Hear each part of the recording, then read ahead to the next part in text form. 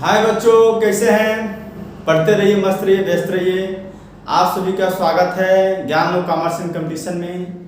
मैं पीके सर, आप सभी के माता पिता को नमस्कार, जय हिंद, वंदे मातरम। देखिए, आज का टॉपिक है आपका इनकम टैक्स।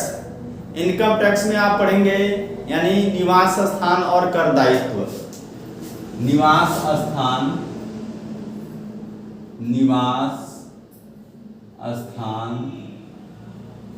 और कर दायित्व।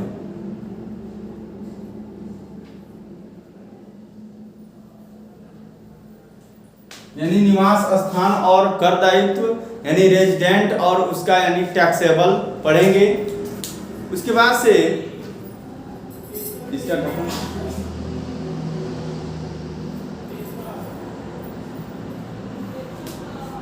अब देखिए, इसमें सबसे पहले यानी करदाताओं का निवास स्थान। देखिए बच्चों, इसमें जो करदाता होते हैं यानी करदाता में यानी क्या क्या शामिल होते हैं, जिसमें आपका व्यक्ति है, एसोसिएशन संघ है, कंपनी है, फर्म है, एचयूएफ है।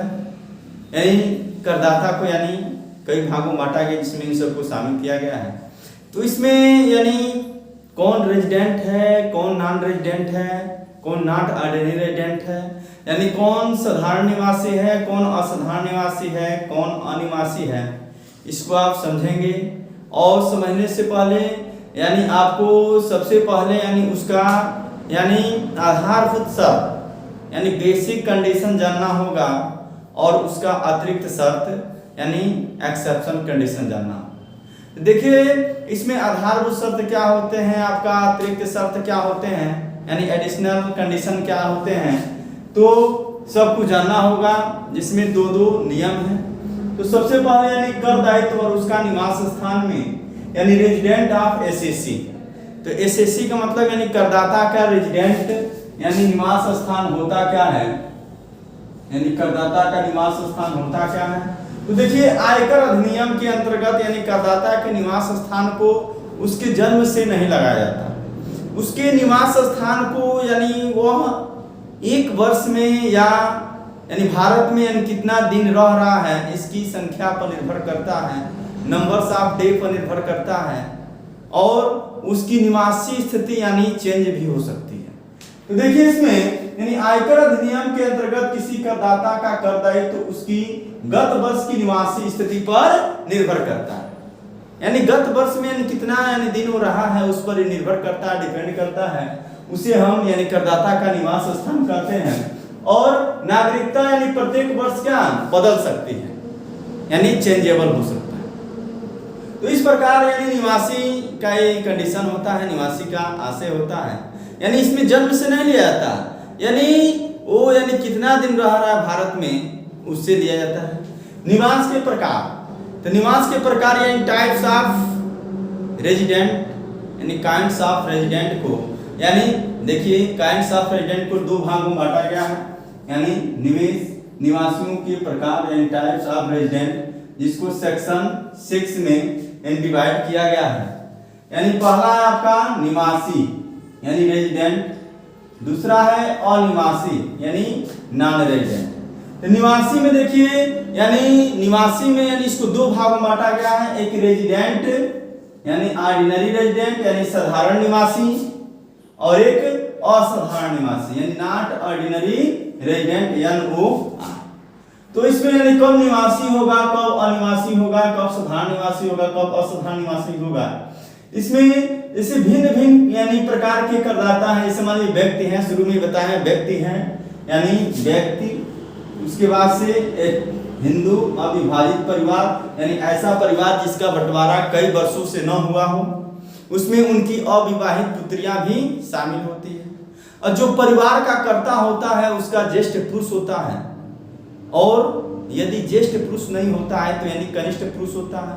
यदि दोनों उस लायक नहीं है तो जो एचयूएफ होता है उसकी जो श्रेष्ठ महिला होती है वह उस परिवार के मुखिया कहलाती है। और हिंदू संप्रदाय यानी एचयूएफ को दो भागों में बांटा गया है, एक आपका क्या, एक आपका दायां भाग और एक मिताक्षरा भाग। यानी दायां भाग और मिताक्षरा भाग में यह बताया गया है कि यानी एक पुत्र यानी जन्म लेते ही यानी पिता के जमीन में यानी मालिक बन सकता है, और एक पुत्र यानी पिता के मरने के बाद से जमीन के जायदाद या जो भी यानी उसका धन है उस पर यानी वो क्या मालिक बन सकता है।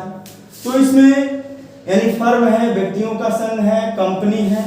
तो फर्म व्यक्तियों का संघ यानी व्यक्तियों का समुदाय, कंपनी।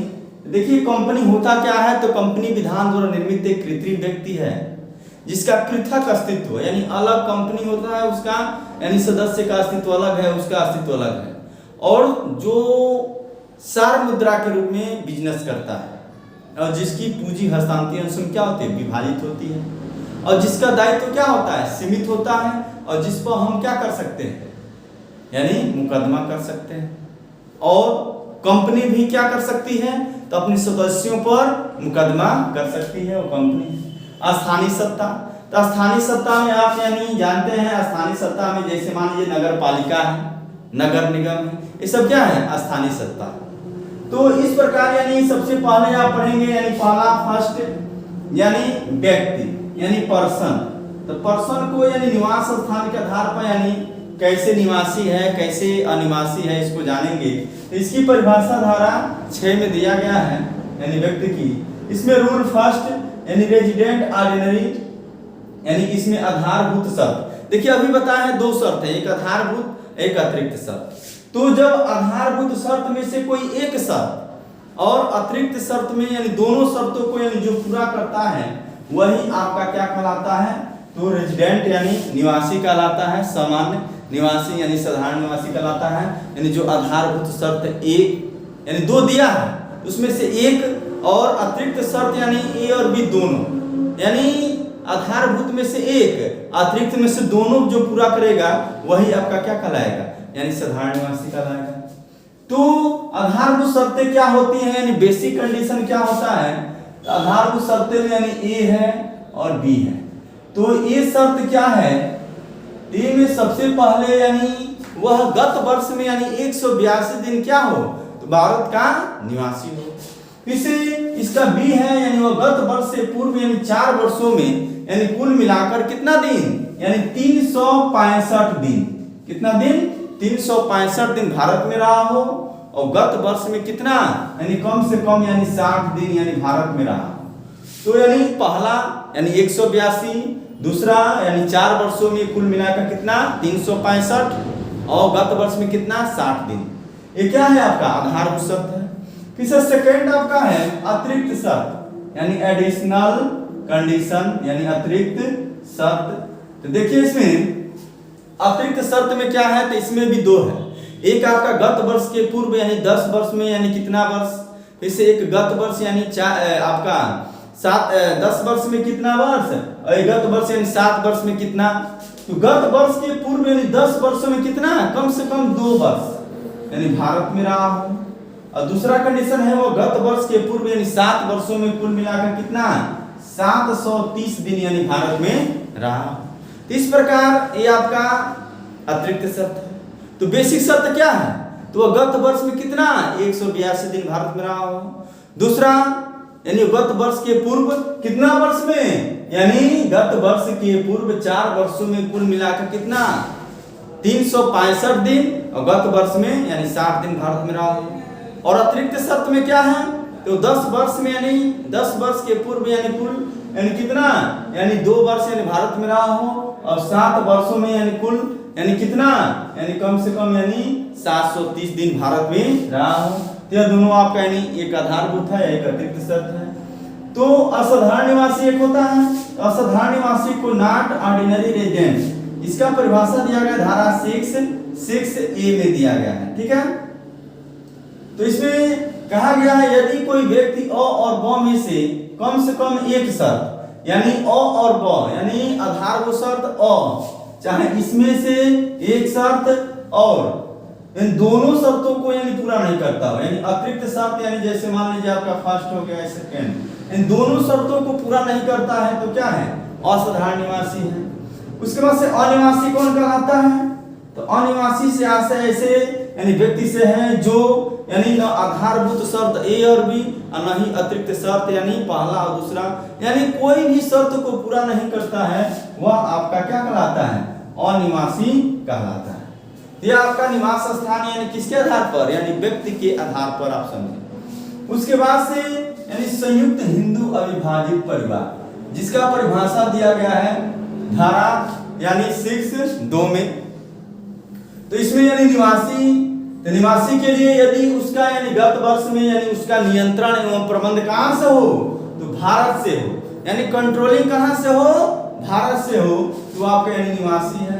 इससे असाधारण निवासी यानी नॉट ऑर्डिनरी रेजिडेंट। तो फर्म और व्यक्तियों का संघ यानी जो फर्म होता है और व्यक्तियों का संघ होता है, ये कभी यानी नॉट ऑर्डिनरी रेजिडेंट नहीं होता है, यानी असाधारण निवासी नहीं होता है, इन धारा 6(6)(b) के अनुसार। उसके बाद से अनिवासी, तो अनिवासी में नॉन रेजिडेंट जिसमें आपका एचयूएफ है, फर्म है, एसोसिएशन ऑफ पर्सन है। तो करदाता यानी अनिवासी कब होगा? तो करदाता अनिवासी यानी तब होता है जब उसका यानी प्रबंध और नियंत्रण यानी कंट्रोलिंग यानी पूर्णतः क्या हो? भारत से न हो, यानी भारत से यानी बाहर हो, तो यह आपका यानी क्या कहलाएगा? तो अनिवासी कहलाएगा। क्या कहलाएगा? तो अनिवासी कहलाएगा। उसके बाद से कंपनी, देखिए कंपनी की जो परिभाषा है यानी निवास स्थान का, वो धारा 6(3) में दिया गया है। और निवासी के लिए क्या होना चाहिए कंपनी को? तो वह भारतीय कंपनी होना चाहिए, यानी वो भारतीय कंपनी हो, विदेशी कंपनी न हो, और उसका जो भी नियंत्रण और प्रबंध है सब किसके द्वारा हो? यानी भारत के द्वारा हो, तो वह निवासी है। और असाधारण निवासी, तो असाधारण निवासी में यानी एक कंपनी असाधारण निवासी कभी नहीं हो सकता है। उसके बाद से अनिवासी में, तो अनिवासी यानी जब यानी कौन सी शर्त? यानी जब वो भारत में न हो, या यानी यदि वह यानी इन शर्तों में से कोई शर्त पूरा नहीं करता है तो अनिवासी कहलाएगा। तो शर्त क्या है? पहला भारत में स्थित हो। उसके बाद से दूसरा, तो पहला भारत में स्थित हो, और दूसरा क्या हो? तो दूसरा आपका उसका प्रबंध और नियंत्रण कहां से हो? तो भारत से हो। यदि ये दोनों कंडीशन लागू नहीं होता है तो क्या है? अनिवासी है। किस दशा में? तो कंपनी की दशा में। उसके बाद से दोस्तों आपका है कर दायित्व। कर दायित्व को हम समझेंगे, यानी क्वेश्चन लगाते समय कर दायित्व को ही ध्यान में रखा जाता है। जैसे कौन सी आय यानी शामिल किया जाएगा रेजिडेंट में, यानी नॉन रेजिडेंट में या नॉट ऑर्डिनरी रेजिडेंट में। इसमें यानी कुछ आइटम दिया रहता है, इसमें यानी प्राप्त की हुई आय, मानी हुई आय, समझी हुई आय, भारत में उपार्जित आय, इन सभी आय को क्या करते हैं? यदि भारत में मान लिया गया हो तो सभी दशाओं में क्या करते हैं? टैक्सेबल करते हैं, चाहे आपका रेजिडेंट हो, चाहे नॉट रेजिडेंट हो, चाहे नॉन रेजिडेंट हो। तो इसमें वह वर्ष में भारत में आय जो चाहे भारत के बाहर उपार्जित हुई हो या उदय हुई हो, यानी उपार्जित हुई हो या उदय हुई हो, तो तीनों कंडीशन में यानी एक रेजिडेंट है, एक नॉट रेजिडेंट और एक नॉन रेजिडेंट है, यानी एक साधारण, एक असाधारण, एक अनिवासी। तो जब भारत में उपार्जित या उदय हो जाएगी तो तीनों में क्या हो जाएगा? टैक्सेबल हो जाएगा। दूसरा है ऐसी आय जो गत वर्ष में भारत में प्राप्त हुई समझी जाए और जो चाहे भारत के बाहर उपार्जित, यानी समझी जाए तो भी क्या है? तीनों में टैक्सेबल हो जाएगी, यानी रेजिडेंट, नॉट रेजिडेंट और नॉन रेजिडेंट तीनों में। वह गत वर्ष में भारत में उपार्जित अथवा उदय हुई आय जो चाहे भारत से प्राप्त हुई हो। इसमें भी क्या है? उपार्जित शब्द है, तो जब भी उपार्जित आ जाएगा तो तीनों में क्या हो जाएगा? टैक्सेबल हो जाएगा। इससे आय जो गत वर्ष में भारत के बाहर प्राप्त हुई हो तथा भारत के बाहर यानी उपार्जित अथवा उदय हुई हो, परंतु जो भारत से नियंत्रित व्यापार से हुई हो। तो देखिए जब कंट्रोलिंग व्यापार यानी कहां से? इंडिया से हो जाएगा तो वह दो दशा में टैक्सेबल होता है। एक आपका यानी कहां पे? एक आपका साधारण में, एक असाधारण में, और अनिवासी में यानी नॉन टैक्सेबल होता है। उसके बाद से पूर्व में यानी पूर्व के वर्षों में बिना कर लगी हुई आय को वर्तमान में लाया गया, इसको यानी क्या करते हैं? एग्जेम्प्ट करते हैं, किन्हीं भी दशा में टैक्सेबल नहीं करते हैं, चाहे आपका रेजिडेंट हो, चाहे नॉट रेजिडेंट, चाहे आपका क्या नॉन रेजिडेंट हो। उसके बाद से भारतीय कृषि आय। तो देखिए भारतीय कृषि आय जो होता है वह केवल एक दशा में किसमें? यानी साधारण निवासी में टैक्सेबल होगा और बाकी सब में क्या होगा? नॉन टैक्सेबल, सॉरी भारतीय कृषि जो आय है वो सब में क्या हो जाएगा? एग्जेम्प्ट हो जाएगा, यानी किसी में टैक्सेबल नहीं होगा। इससे विदेशी कृषि आय है, तो देखिए चाहे कृषिया है चाहे लाभांश है, तो विदेशी होगा तो केवल एक दशा में, किसमें, तो साधारण निवासी में, और यदि देशी होगा तो यानी एग्जम्प्ट हो जाएगा, यदि विदेशी होगा तो केवल एक दशा में, और विदेशी लाभांश वही बताए हैं यानी केवल एक दशा में। तो इस प्रकार दोस्तों आपका ये निवास स्थान एवं कर दायित्व का चैप्टर समाप्त हुआ। और यह वीडियो आपको अच्छी लगी हो तो अधिक से अधिक शेयर कीजिए, सब्सक्राइब कीजिए, लाइक कीजिए, अपने दोस्तों तक इस वीडियो को पहुंचाइए, क्योंकि परीक्षाएं नजदीक हैं। और इस वीडियो को पूरी ईमानदारी के साथ देखिए और सब्सक्राइब कीजिए। जय हिंद, वंदे मातरम, सत श्री अकाल, आदाब।